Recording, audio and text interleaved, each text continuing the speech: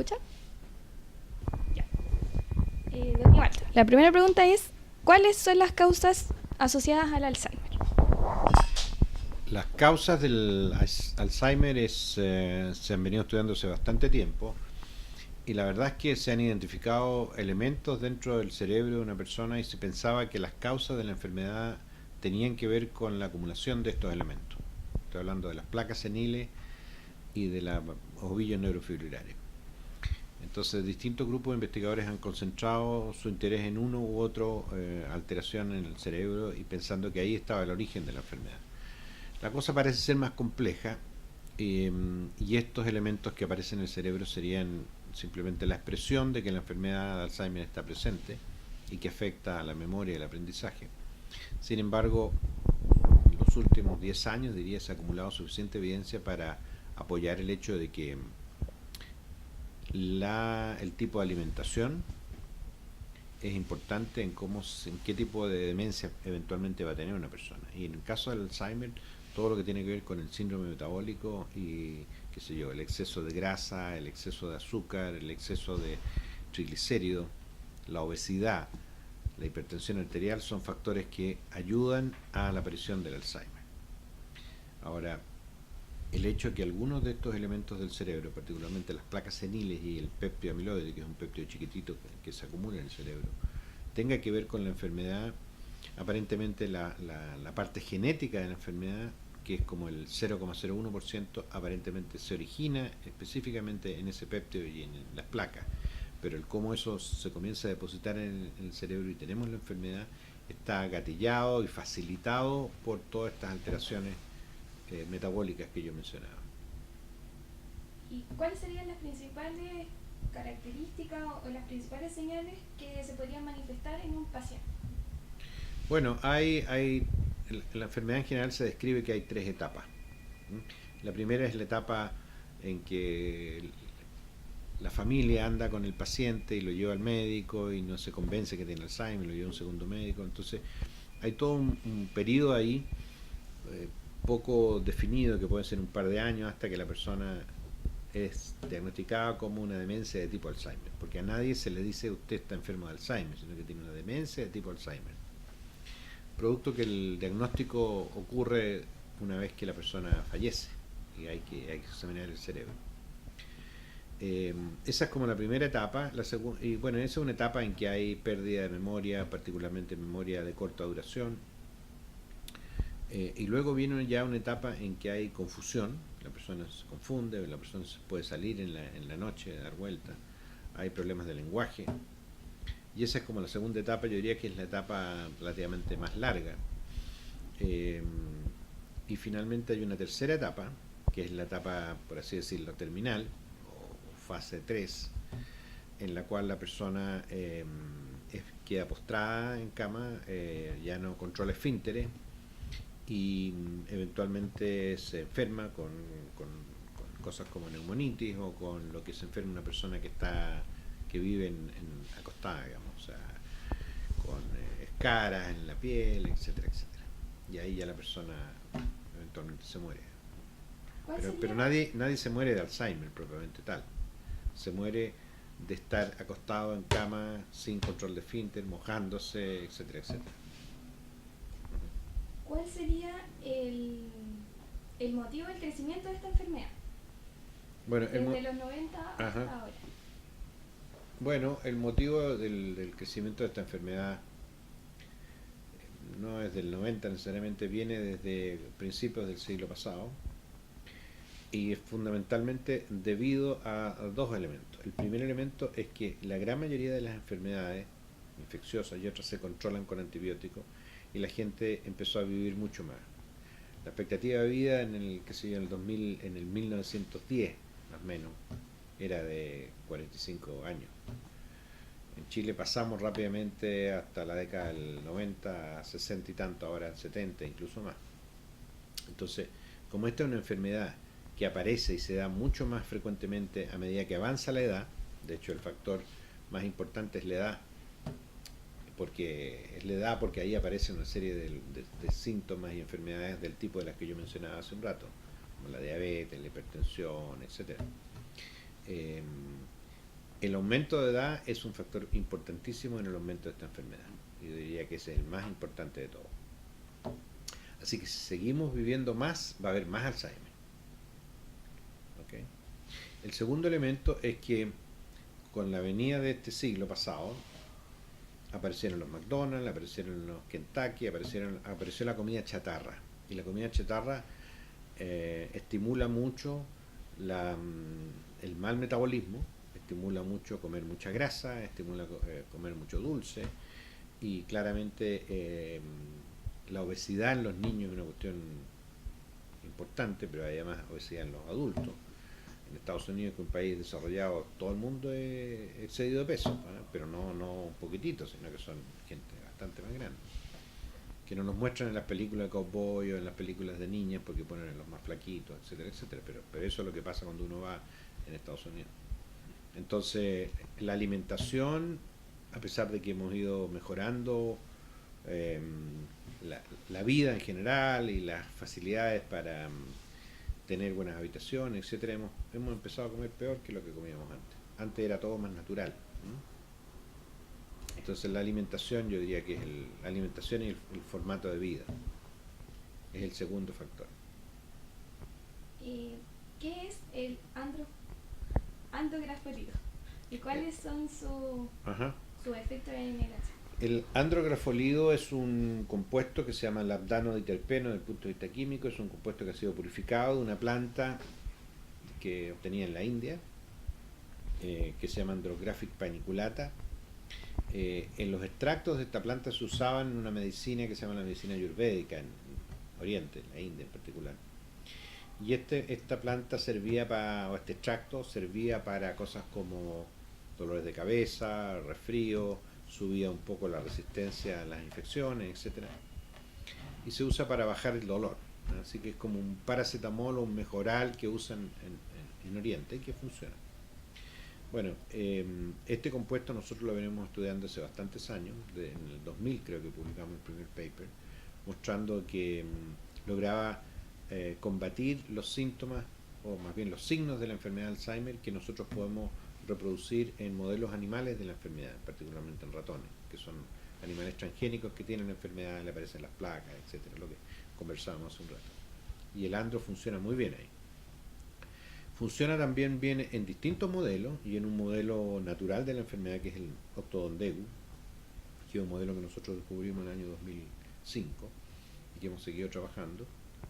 Y hace poco, de hecho, publicamos un trabajo mostrando de que los animales relativamente viejos, 5 años, 4 o 5 años, tienen enfermedad de Alzheimer. Inicialmente, cuando describimos esto, dijimos que los animales que tenían catarata, que es un síntoma de la diabetes, tenían Alzheimer. Ahí de nuevo estaba esa relación que tenía que ver con la alimentación. Y el andro ha probado revertir muchos de los cambios que se generan en el Alzheimer espontáneo, natural. Ya sabemos también el mecanismo de acción del andro. Aparentemente inhibe a una enzima que es la GCK3 beta, pero lo importante es que activa una vía de señalización que es la vía Wnt, que cuando uno activa esa vía tiene pocas probabilidades de tener Alzheimer. De hecho, en estos animales, por ejemplo, que hemos seguido durante periodos de envejecimiento, hemos encontrado que la vía Wnt disminuye a medida que va aumentando el Alzheimer. Así que si uno estimula la vía Wnt, podría no parar el avance de la enfermedad, pero al menos, en fin, no eliminarla, pero al menos pararla un poco, o que sea más lento su caminar. Así que el andro es un producto natural que en nuestras manos ha funcionado muy bien para controlar los signos de la enfermedad de Alzheimer y que esperamos que en un tiempo prudente podamos utilizarla en humanos. ¿Existen causas sociales o más bien psicológicas asociadas al Alzheimer? A ver, no sociales, pero psicológicas sí, que son más bien médicas, te diría yo. La gente que en general que sufre depresión, la gente de Alzheimer que tiene Alzheimer sufre depresión, un 30% de la gente de Alzheimer tiene depresión. Así que se ha elaborado que probablemente ciertos tipos de depresión que vienen por cosas sociales, podrían podríamos decir, pero no es directamente social. Particularmente los depresivos que son bipolares, tienen una mayor probabilidad de tener Alzheimer.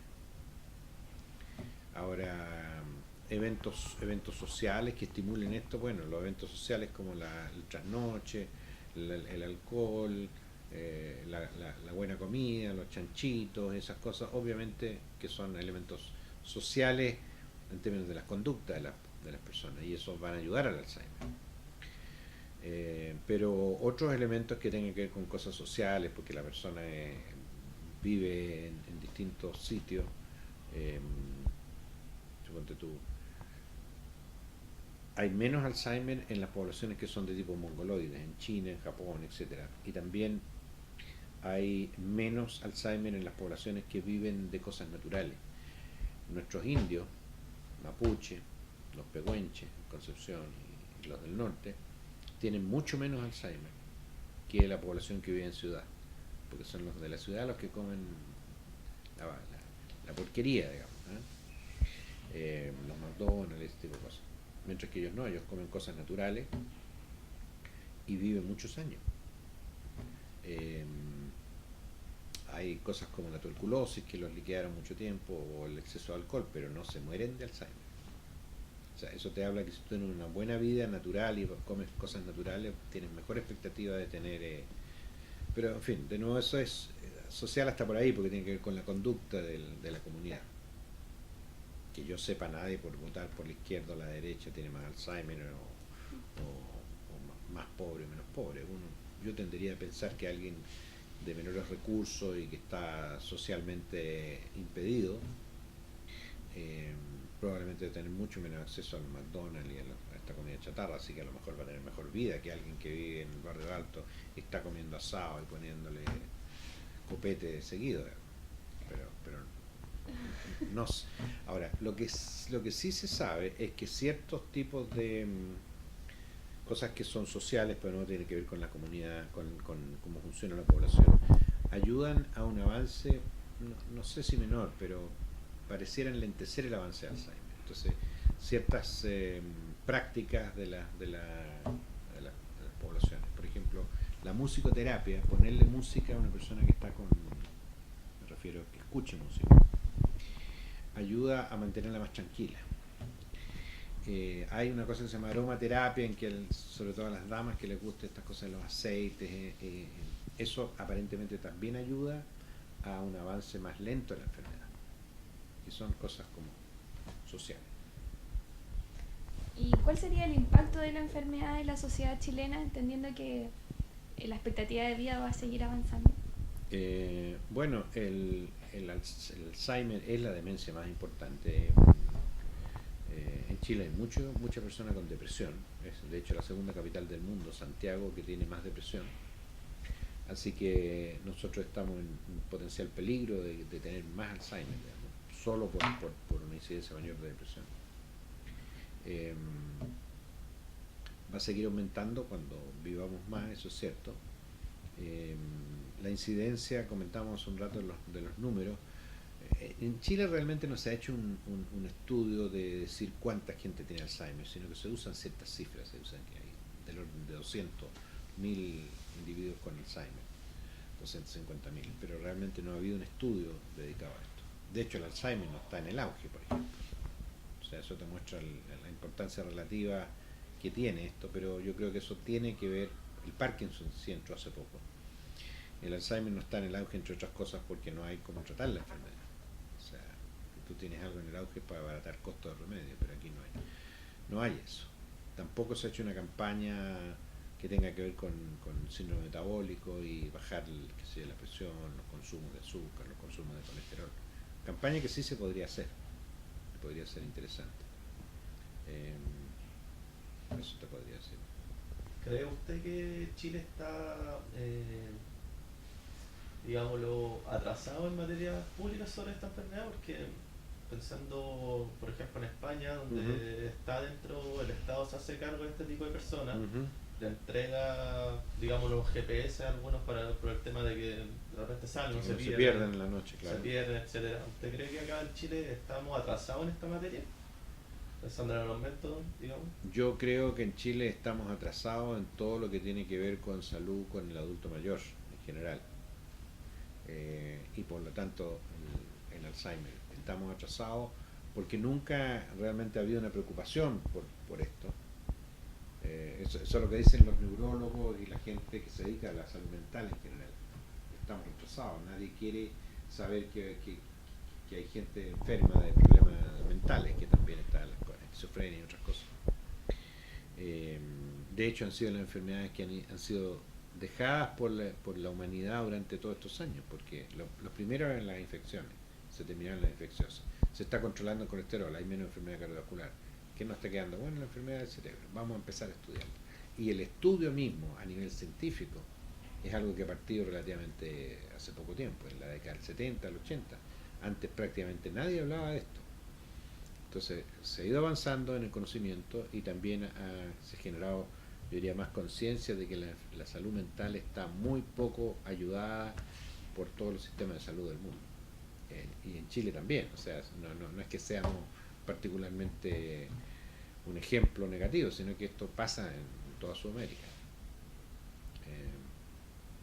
Eso. La última.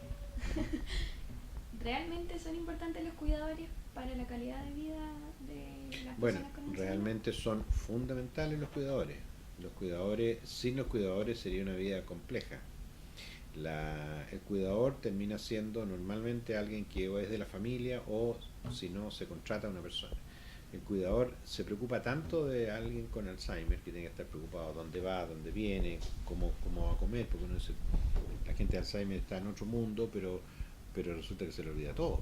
O sea, tú dices, tiene que comer ahora, pero no sabe cómo comer, entonces hay que alimentarlo, hay que llevarlo al baño. Después, cuando la cosa empieza a complicarse, hay que ponerle pañales. Entonces, ¿qué ocurre? El cuidador de Alzheimer, a la vuelta dependiendo de la persona, se deprime. Y hay que darle vacaciones al cuidador. El cuidador tiene que preocuparse prácticamente de todo, o sea, vive como esclavizado a esta persona.